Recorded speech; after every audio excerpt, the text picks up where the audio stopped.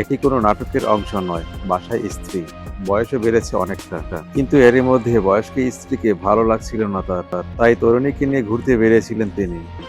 শুধু একদিন নয়, স্ত্রীর সাথে রাগ করে নাকি মাঝে মাঝে বেরিয়ে পড়েন তিনি। কিন্তু বিধিবাম, তরুণীকে নিয়ে মনের আনন্দের ভেলায় তুলছিলেন যখন এই ব্যক্তি, তখন ঝড়ের গতিতে আনন্দের এই সময়টাতে হাজির হয়ে যায় তার স্ত্রী। আর মুহূর্তে বদলে গেল দৃশ্যপট।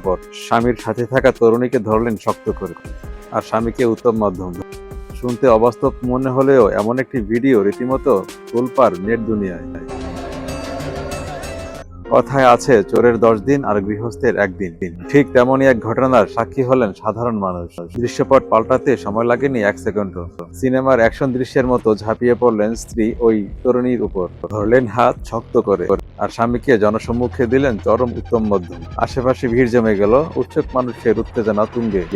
স্ত্রী যেন সেখানে একাই এক বিচারকের ভূমিকায়। রাস্তায় এমন রণমুহূর্ত দেখে হতভম্ব হয়ে যায় প্রত্যক্ষদর্শীরা। কারো কারো মতে ওই স্ত্রী এতটাই দাজ্জাল যে তার হাত থেকে বাঁচতেই হয়তো ওই ব্যক্তি শান্তি খুঁজতে বাহিরে পা দিয়েছে। সামাজিক যোগাযোগ মাধ্যমে জহির ইসলাম নামের ব্যক্তির পোস্ট করা ভিডিওটি মুহূর্তেই ভাইরাল হয়ে যায়। নেটিজেনরা দুই ভাগে বিভক্ত হয়ে পড়েছেন এই ঘটনায়। কেউ বলছেন পরকীয়া কোনোভাবেই সমর্থনযোগ্য নয় এবং স্ত্রী যা করেছেন তাও একদম সঠিক। আবার কেউ কেউ স্বামীর পক্ষে দাঁড়িয়ে বলছেন স্ত্রীর এমন উগ্র স্বভাবের কারণে হয়তো এই ব্যক্তি ঘর ছেড়ে বাইরের সম্পর্কের টানাপোড়েনে জড়িয়েছেন। এই একটি ভিডিও আমাদের সমাজের অনেকগুলো তিক্ত সত্যকে আবারও সামনে নিয়ে এলো।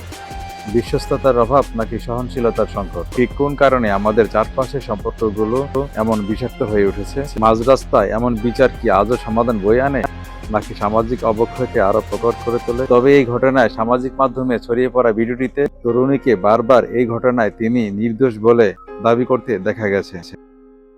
মতিউর মুন্না, motherland24.com।